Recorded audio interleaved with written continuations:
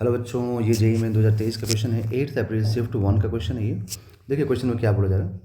The moment of inertia of semi circular ring about an axis passing through the centre and perpendicular to the plane of the ring is 1/x mr²। पूछ रहा है कि x क्या होगा।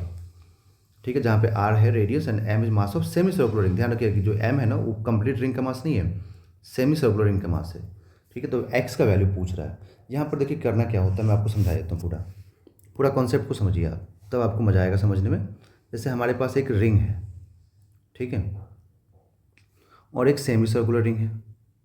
तो यहाँ पर बोला गया कि जो सेमी सर्कुलर रिंग है ना, उसके सेंटर से, है ना, इसके सेंटर से और इस एक एक्सिस पास करा रहे हैं जो इसके प्लेन से परपेंडिकुलर है। समझ रहे हो ना, मतलब इसके आपने नोटबुक में ऐसा ऐसा सेमी सर्कुलर रिंग बनाया, तो पेन को वर्टिकल कर दो सेंटर पे, वर्टिकल। तो पेन वर्टिकल होने का मतलब क्या हुआ कि आपकी तरफ पॉइंट कर रहा होगा ना, आपके फेस की तरफ पॉइंट कर रहा होगा पेन। तो उसी एक्सिस के अबाउट निकालना है। तो यहाँ पर मतलब निकालना नहीं, दिया हुआ है हमें। तो मान लो यहाँ पर मोमेंट ऑफ इनर्शिया दिया हुआ हमें 1/x mr²। ठीक है, तो इसके इस सेमी सर्कुलर रिंग का मास कितना है, m है, रेडियस r है। अब इसी सेमी सर्कुलर रिंग को अगर मैं कंप्लीट करूँ, ठीक है, तो कंप्लीट करने के लिए मुझे क्या करना पड़ेगा, एक दूसरा और सेमी सर्कुलर रिंग लगाना पड़ेगा ना, तभी तो कंप्लीट होगा। तो दूसरा एक सेमी सर्कुलर रिंग और मैं लगाऊंगा यहाँ पर, तो मुझे एक एक्स्ट्रा मास ऐड करना पड़ेगा। दैट मीन्स ये हुआ यहाँ पर कि इस हाफ पार्ट का मास m था, तो जो न्यू हाफ पार्ट में नीचे से यहाँ पे ऐड करूँगा उसका भी मास m होगा। तो इस पूरे रिंग का मास कितना हो जाएगा, ट्वाइस m। ठीक है ना, पूरे रिंग का मास ट्वाइस m हो जाएगा। और सेंटर से जब पास करता है कोई भी एक्सिस प्लेन से परपेंडिकुलर, तो रिंग का मोमेंट ऑफ इनर्शिया क्या हो जाता है, mr²।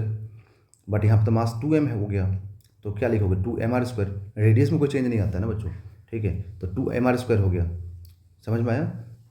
ठीक है, बट हमें तो क्या चाहिए, सिर्फ हाफ रिंग का चाहिए ना। तो सिर्फ हाफ रिंग का चाहिए यहाँ पर, तो मैं क्या निकालूंगा, इसका आधा कर दूंगा, क्योंकि मैंने मास अगर डबल करके कंप्लीट रिंग बनाया तो उसका मैं आधा कर दूंगा मास, तो क्या हो जाएगा, या आधा कर दूंगा मोमेंट ऑफ इनर्शिया, तो क्या बन जाएगा, आधे रिंग का मिलेगा मुझे।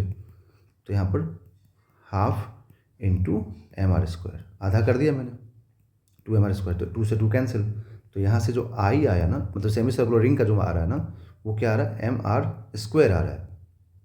ठीक है, और इसी सेमी सर्कुलर रिंग का बोला गया कि कितना होगा, 1/x mr² होगा, 1/x mr²।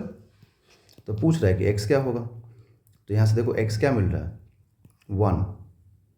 तो यहाँ पर जो वैल्यू होगा वो क्या हो जाएगा, x का वैल्यू विल बी 1। समझ में आया मैंने क्या किया ना।